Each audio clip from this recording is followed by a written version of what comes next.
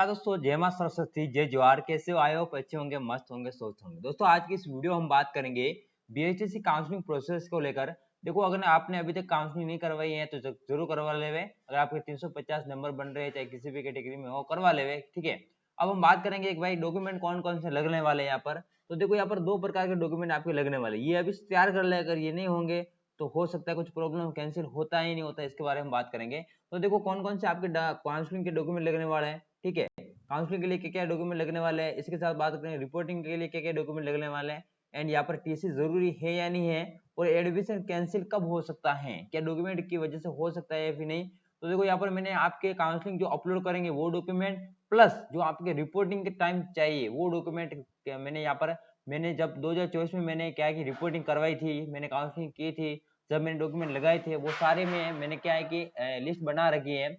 वहां से मुझे जो पीडीएफ मिली है उसका मैं आपको शायद शेयर करूंगा कि आपको कौन कौन सा डॉक्यूमेंट वहां पर लगाना है, क्या नहीं है। तो आइए इस वीडियो को शुरुआत करते हैं। और भी कोई डाउट हो तो देखो आप कमेंट में पूछ सकते हो।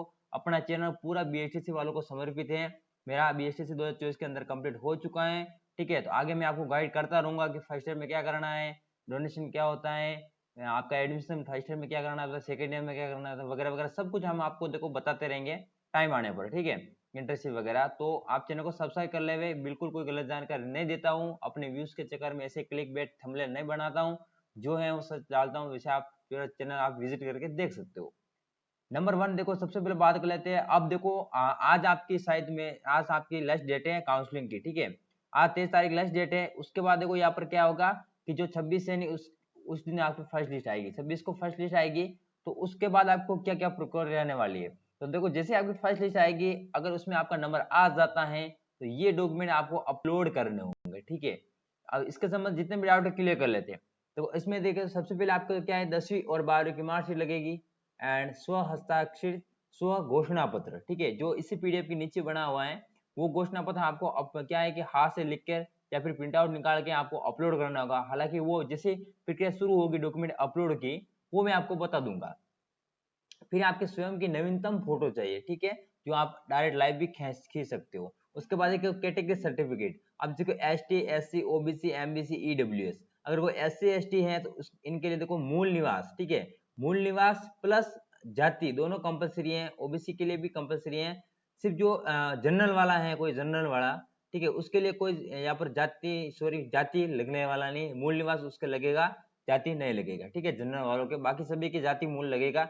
अगर कोई जैसे कि एमबीसी है तो उसका सर्टिफिकेट लगेगा, वो कोई ईडब्ल्यूएस है उसका लगेगा। अब वो कोई बोलेगा भाई मेरा तो पुराना है, भाई पुराना नहीं चलेगा। एसटी एससी है उसका जो कास्ट सर्टिफिकेट है वो डिजिटल डिजिटल मतलब समझे आप, ई मित्र के द्वारा जो साइन इन वाला है वो चाहिए। ठीक है।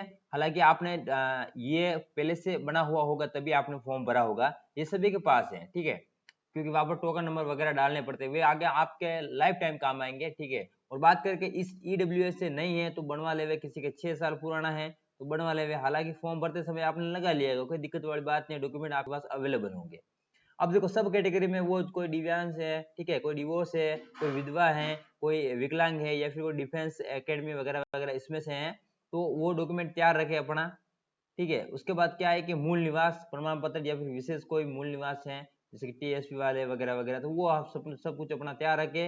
और ध्यान रहे ऑनलाइन वाला होना चाहिए। हालांकि जब फॉर्म भरे थे तब सभी ऑनलाइन वाले मांगे, तो इसमें कोई दिक्कत वाली आने वाली बात है नहीं।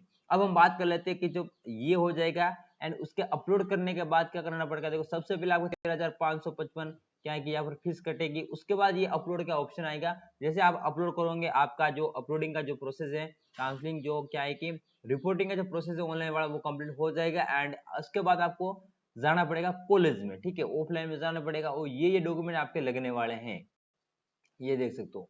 ठीक है। ये डॉक्यूमेंट आपके लगने वाले हैं। तो ये डॉक्यूमेंट आप हो सके तो मैं टेलीग्राम पे डाल दूंगा, टेलीग्राम ज्वाइन कर ले। लिंक आपको डिस्क्रिप्शन बॉक्स में मिल जाएगा। वहां पर मैंने व्हाट्सएप चैनल प्लस टेलीग्राम दोनों का डाल दूंगा, ताकि आपका कोई भी वहां पर जो भी प्रॉब्लम है वो आप ग्रुप में बातचीत कर सकते हो। ठीक है। अब देखो बात करते हैं यहाँ पर क्या क्या डॉक्यूमेंट हमें यहाँ पर लगने वाला है। तो आपके यहाँ पर दिख रहा होगा। ठीक है। बात कर लेते हैं यहाँ पर देखो। तो यहाँ पर देखो पहला देखो आपको अलॉटमेंट लेटर, जो आपका जो इसको सॉरी यहाँ पर अलॉटमेंट लेटर कौन सा वाला, जो आपका अलॉटमेंट लेटर निकलेगा कि आपको ये कॉलेज अलॉट हुई है वो वाला।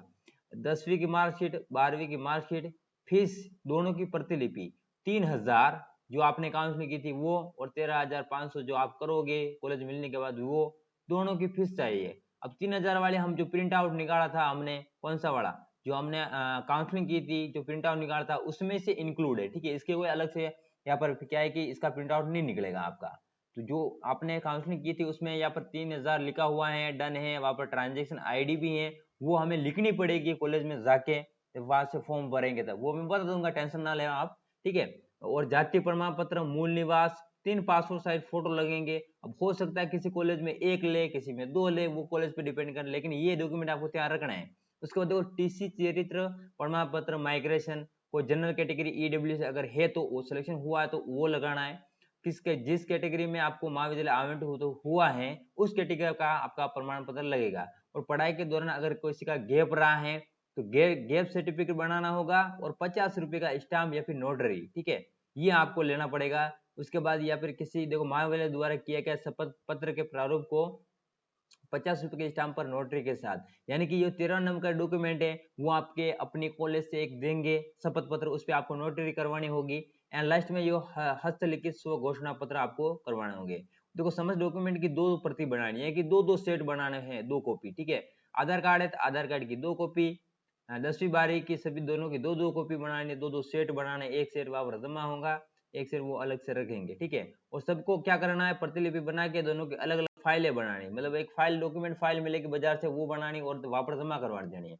अब मेन बात आती है कि भाई तो किसी के पास टीसी नहीं है तो वह क्या करे। देखो टीसी यहाँ पर लिखा हुआ है, बट अगर नहीं है तो कोई घबराने की जरूरत नहीं है, आपका एडमिशन नहीं रोका जाएगा। हालांकि अब एक साथ 2 डिग्री कर सकते हैं आप, एनी नो प्रॉब्लम। तो इसमें देखो प्राइवेट कर सकते हैं, लेकिन अभी क्या है कि रेगुलर प्लस बीएसटी से कर सकते हैं नहीं कर सकते इसका कोई पता नहीं है हमें। हम तो देखो प्राइवेट प्लस, कोई प्राइवेट बीए कर रहा है और यहाँ पर रेगुलर बीएसटी हमेशा रेगुलर होती है, चाहे आपको डाइट मिले यानी कि सरकारी कॉलेज मिले, चाहे आपको क्या है कि प्राइवेट कॉलेज में बीएससी रेगुलर ही कहलाती हैं, ठीक है। तो प्राइवेट अगर आप बीए आपका अगर प्राइवेट चल रहा था एनी नो प्रॉब्लम, मेरा भी बीए चल रहा था, अभी भी लास्ट ईयर में हूं मैं। तो देखो मेरा जो सेकंड ईयर था, मैं जब सेकंड ईयर था तब मेरा क्या है कि सॉरी या फर्स्ट ईयर था तब मेरा क्या है कि सिलेक्शन हुआ था। तो देखो मैंने क्या किया, तो मैंने पहले तो वो क्या है कि टीसी मांगा था, लेकिन मैं जब वहां पर गया तो बोला कि टीसी नहीं है। मैंने बोला मेरे बीए में जमा है हमारी, तो फिर उन्होंने कुछ नहीं बोला। फिर एक वो क्या है कि लिखवाते हैं कि टीसी, ठीक है, वो एक आपसे शपथ लिखवाएंगे कि हमारे द्वारा, ठीक है, स्व घोषणा पत्र लिखाएंगे कि टीसी की वजह से हमारा अगर हमारे एडमिशन में किसी भी प्रकार की कोई समस्या आती है तो समझ जिम्मेदारी हमारी रहेगी। बस ऐसा लिखवाते, लिख देना, एनी नो प्रॉब्लम, कोई दिक्कत वाली बात नहीं है। नहीं तो नहीं है, टीसी कोई कंपलसरी नहीं है, ना ही कोई माइग्रेशन कंपलसरी है, ना ही कोई चरित्र प्रमाण पत्र, ठीक है।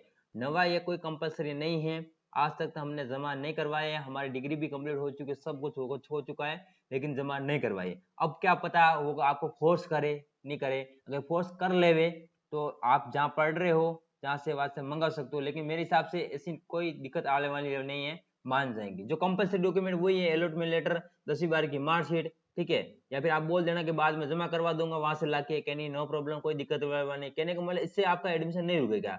जाति है, मूल है, आधार कार्ड है, ठीक है, टीसी को कंपलसरी नहीं है, ईडब्ल्यूएस कास्ट वगैरह, स्टैम्प पेपर वगैरह वगैरह ये आपके लगने वाले। किसी कॉलेज में स्टैम्प पेपर नहीं मंगवाते, किसी में डाक टिकट भी मंगवाते दोस्तों, ठीक है। मेरा एक दोस्त था, मैं गया था, डाक टिकट भी मंगवाते हैं, ठीक है, पता नहीं क्या क्या मंगवाते हैं। बस ये डॉक्यूमेंट मैं आपको देखो अपने टेलीग्राम पे भेज दूंगा, वहां से आप डाउनलोड कर सकते हो। तो अब जो जितने भी सारे डाउट्स हैं वे आपके क्लियर हो चुके होंगे, ठीक है।